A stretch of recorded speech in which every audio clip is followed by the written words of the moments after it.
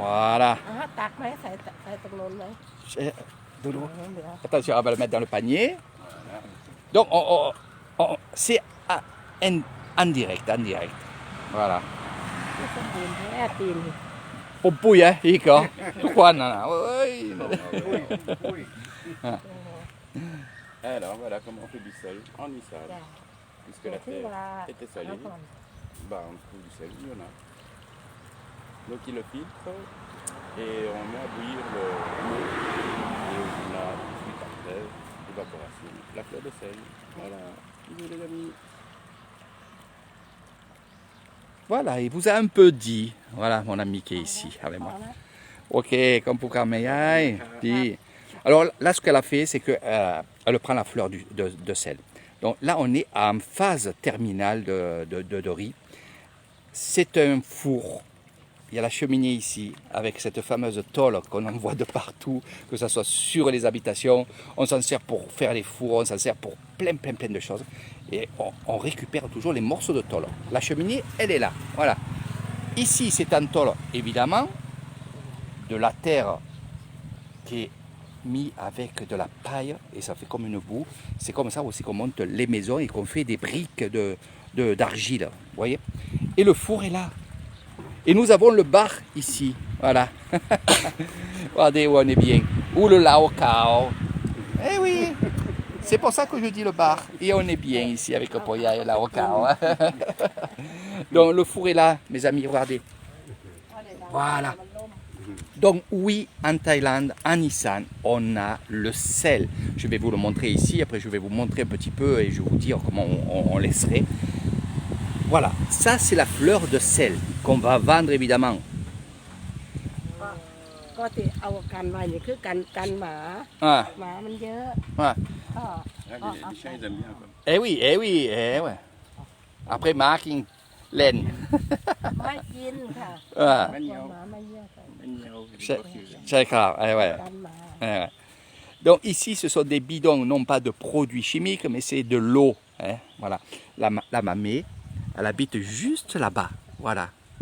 Et elle vient avec sa petite trottinette là, comme je les appelle, et avec l'eau, évidemment. Parce qu'on va se servir de l'eau. Mais avant ça, on va faire venir la terre. Oui, elle ne vient pas d'ici, elle vient d'un peu plus loin. Je sais où ils la prennent. Parce qu'il y a des endroits des rizières où il y a plus de sel que d'autres. Ça, c'est vrai. Je vous parlerai aussi pendant l'excursion de ce fameux dragon. Il y a la queue du dragon, il y a les pattes du dragon. Et nous, ici, en Isan, le lieu de Kasevisai Banonsa Ponoi, on est à la queue du dragon. Et évidemment, queue du dragon veut dire aussi, et quand on parle avec eux de ça, eh ben, on a de la terre salée. On l'a fait venir ici. De là, on va mettre des copeaux de riz. Donc les tubes de riz, je vais vous montrer ça, hein, parce qu'il n'y en a pas, il y en a dans les sacs, mais voilà, les sacs sont là-bas. Donc vous voyez ici, voilà. Ça, c'est quand on fait le riz, qu'on passe à la machine le riz, eh ben, il y a cette tube-là, c'est l'enveloppe qui est dans le riz. On va faire une couche dans ce tronc en bois. C'est un tronc qui a été creusé. Attention. Eh oui, c'est pas des planches, sinon ça coulerait de tous les côtés. C'est un tronc qui a été creusé pour utiliser ce que je vais vous montrer et vous dire. On va faire une couche de cette tétuve. On va mettre la terre seau par seau. Voilà. Regardez, c'est pas un seau, mais c'est ce qu'on se sert pour faire la maçonnerie. Et de là, on va mettre de l'eau. On va arroser. Et quand on va arroser, mais yay, Annie topa, c'est topa, d'où? C'est topa. Regarde la canne à pêche avec le rond.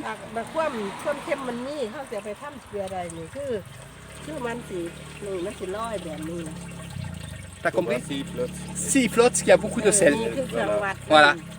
S'il flotte, c'est qu'il est prêt. Voilà. Le taux de sel fait flotter. Exactement. Exactement. Ah bon.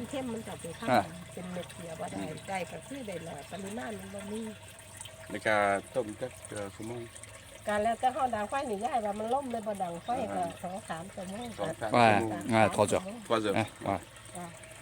Donc là, on va mettre de l'eau et regardez, Eh oui. c'est astucieux avec une paille, évidemment. Ça va couler. เดี๋ยวก่อนน้ำเลย Et l'eau, évidemment, qu'est-ce qu'on va en faire? Seau par seau, on va transporter l'eau salée sur le four. De là, avec la chaleur, ça va s'évaporer. L'eau va s'évaporer et on va récupérer le sel. Voilà, donc en gros c'est ça, le bois évidemment ici. Mais en fait, je vous ai tout dit, mais quand vous serez avec moi, avec Eric Thailand, vous serez avec cette grand-mère. Ça fait des années que je la côtoie, je la vois. Elle m'adore, chaque fois elle me touche le ventre. Chori di, mais chori di. Ah, sato. Ouais, เราจะได้นี่คืออยู่นี่แม่นบ่ ใช่ครับ อยู่ประจำเลย ใช่ครับทุกคน13 ปีอย่างนี้ จ้ะ 13 ปีบ้านลงสาว 3 ปีบ้านน้องสาว บ้านลงสาวพอน้อย จ้ะ อืม อันนี้ก็อยู่นี่ประจ ใช่ครับ ำอืม นี่อร่อยไม่ใหญ่ดีใจดีมากๆDonc j'adore être, j'ai les larmes aux yeux. Pour ceux qui me connaissent savent, c'est toujours avec des larmes aux yeux que je côtoie ces gens-là, les grands-mères. Ça fait des années que je viens, que je les vois travailler. Je mange souvent avec eux aussi, selon les heures. Je mange un petit morceau, je bois un coup avec eux. Et ça crée des liens. Et croyez-moi, vous savez, quand vous êtes avec le peuple thaïlandais de l'Isan, il y a des liens qui se créent et que c'est vraiment fort. C'est vraiment fort.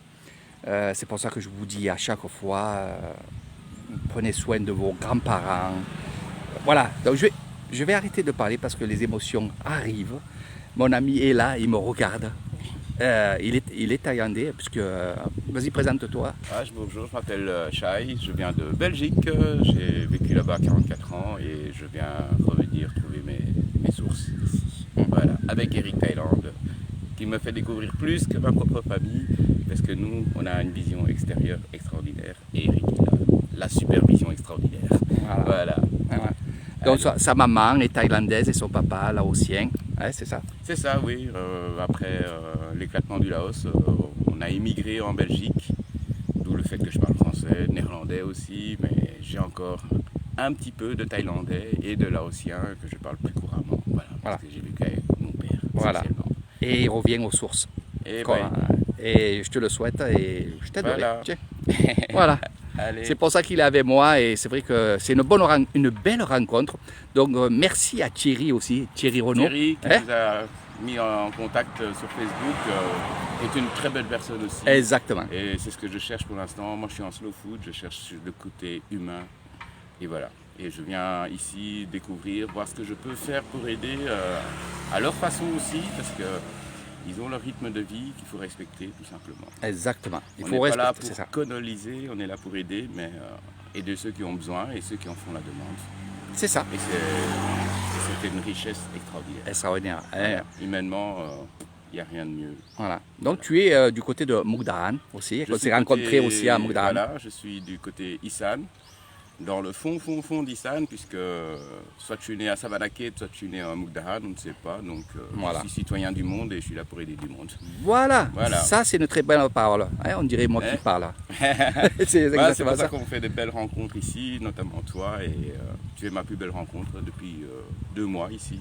Voilà, pour l'instant je fais un road trip pour découvrir les régions, les villes, ce qu'ils font, comment ils font, parce que mon grand rêve c'est de faire de l'agroforesterie ici, pour développer un peu, échanger tout doucement, à leur rythme, leur consommation, parce que les grandes sociétés sont là pour bouffer tout le monde. Hein, exactement, donc, exactement. Il faut qu'ils puissent se nourrir eux-mêmes. Ça a toujours été un choix du roi, de leur apprendre dès l'école à faire pousser leurs propres légumes, d'être autonomes, parce que si un pays peut rester libre, il doit être autonome. Exactement, exactement. De toutes les façons, faire la nourriture, l'énergie, et ils peuvent faire énormément de belles choses ici, mais il ne faut pas leur imposer de le faire, il faut que ce soit leur choix aussi. C'est ce que je dis toujours, respecter le choix aidez-les. Et c'est sûr que voilà, c'est exactement ça. Tu vois, j'ai même pas besoin de répéter parce que tu as tout dit. Moi, voilà. Moi, c'est ma vision pour l'instant. Mais c'est ça. Je suis libre, j'ai déjà fait ma vie, j'ai une belle vie et je veux partager ce que je sais faire. Voilà. C'est le plus important. Tu faisais quoi en Belgique, tiens? Parce qu'on Moi, va me le poser. j'étais chef de cuisine, mais avant tout, j'étais déjà professeur de cuisine thaï. Et je continuerai à donner des cours de cuisine thaï ici en plus. Voilà, mais de façon plus naturelle, avec des produits de chez nous qu'on ira cueillir nous-mêmes, parce que je vais les planter ici, quoi. Voilà. Si je réussis en Belgique, je peux le faire ici. Et plus facilement, je suis plus certain. facilement et surtout plus longtemps. Exactement. Voilà, mon piment il tiendra 2-3 ans ici sans problème. Exactement. Alors qu'en Belgique, il tenait 4 mois. Voilà. Puis on peut le dire aussi, on mange quand même sain ici quand même. Oui. Voilà. Et c'est vrai que pour te dire, c'est qu'au tout début que j'étais là, on m'expliquait, les vieux, je suis avec eux, tu l'as vu, et tu le constates maintenant. À l'époque, il y a des grandes usines qui sont venues les voir pour leur proposer des produits, pour mettre dans leur terre, leur scie. Alors, c'était pas bien cher, même des fois, ils faisaient des cadeaux. Bien sûr, mais ils les ont empoisonnés. Ils les ont empoisonnés. C'est Monsanto qui est arrivé. J'ai vu encore une grosse boîte un peu plus loin qui fait des semences, mais pas du tout biologiques. Et d'ailleurs, on n'en trouve pas. Donc, si vous voulez des semences biologiques en Thaïlande, ça ne se vend pas, ça se donne. Voilà. C'est ça. Et ça, il faut connaître des gens, il faut savoir, il faut leur faire confiance, parce que sinon, vous allez trouver que des OGM ou du F1 ici dans les marchés. Exactement. Il faut partager ce qu'on a. Moi, j'ai ramené des graines belges, biologiques, pour eux, et je fais des échanges au fur et à mesure que je tombe sur des fermes biologiques. Exactement. Voilà. Et c'est vrai que, tu sais, les fermiers, les villageois, comme je les appelle, parce que j'aime bien ce mot-là, parce que c'est la famille. Quand je dis villageois, ça veut dire famille. Et ils me disent, maintenant, on ne met plus de produits parce que c'est trop cher. Parce qu'en fait, au tout début, il est donné, c'était presque donné. Ouais. Et maintenant, ils ont augmenté leur prix. Ils n'ont plus d'argent pour payer des produits comme ça. Donc, ils reviennent au naturel, caca de vache. Caca de buffle, caca de poulet quand ils en ont. Ils refont, le problème des rizières, c'est que on doit arrêter de produire du riz de cette façon-ci. Voilà, exactement. Voilà. Ils sont prisonniers d'un système où ils doivent payer chaque fois un peu plus cher. C'est le même système qu'en Europe, c'est pour ça que les agriculteurs d'Europe aussi se révoltent. Mais il faut absolument qu'on puisse se libérer des grosses entreprises semencières. Ouais, c'est ça. Voilà. Et pour avoir notre liberté. Là, ils y vont petit à petit, parce que je le vois, moi. Dans les terres, les rizières qui sont autour de moi, à Banongsao, Pono, et puis je fais beaucoup de visites, donc je suis dans beaucoup de villages. Et je vois des tas de caca de vache, de buffle, de poulet, de porc. Donc ça revient. Ça revient tout doucement. Ici, on voit qu'il y a du foin. Donc d'habitude, ils n'en faisaient pas grand-chose. Et je vois parfois certains champs, maintenant, ils paillent quand même. Voilà. Exactement. Certaines cultures végétales maraîchères fait, sont paillées de nos jours, alors qu'avant, on laissait ça juste. Ils font même pas de compost et maintenant, je vois que par endroits, refont des composts. Ils le travaillent, c'est ça. Ici, dans le fond de Nissan, on a quasiment, chez Amuk Dahan, on ne brûle plus les terres. Contrairement à Chiang Mai, qui est de nouveau aujourd'hui la ville la plus polluée du monde, à cause des brûlis qui font autour. Mais je vois qu'à Amuk Dahan, il y a du changement. Oui, là aussi. Il faut encore des là, petits feux de temps en temps. En bordure de route, souvent. De route, mais on n'a plus de grands feux comme avant. Donc le gouvernement donne des plantes qui peuvent pousser en attendant la récolte suivante, qui poussent juste avec la rosée matinale. Voilà. Les semences sont données et l'État ne l'impose pas, il leur donne.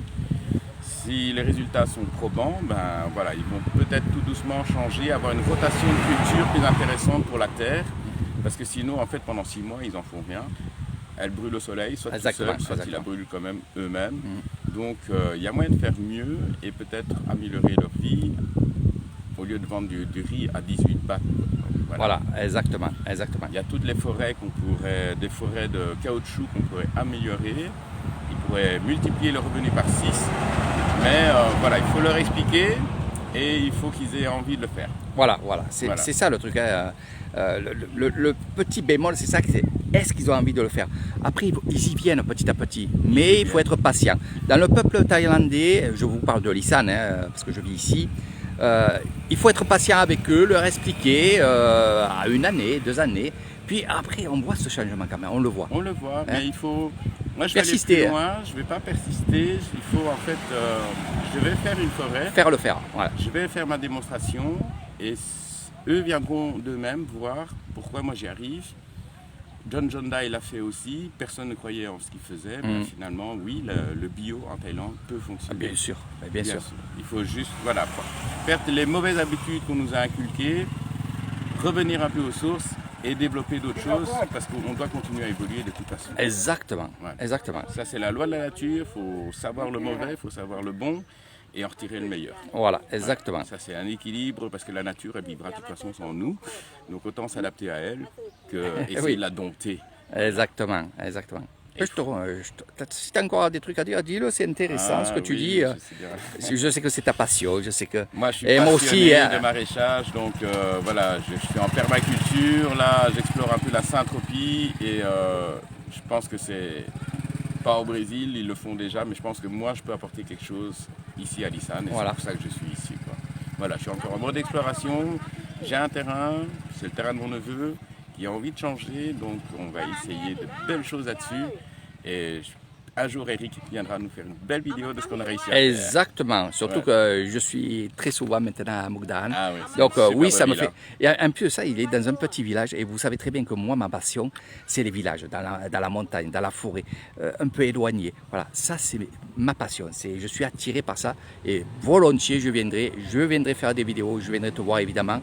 Puis après, si je peux te donner un coup de main, je serai là parce que il faut faire ce qu'il a dit, il faut persister, il faut donner... Je vois la caméra en train de tomber son panier. Donc voilà, et moi j'adore le peuple de Lisan, j'adore le peuple de Thaïlande. Ça c'est l'avenir de Lisan, c'est les enfants. Exactement, et c'est ce que j'allais dire, Erwade. Sawadikap. Voilà, le petit-fils.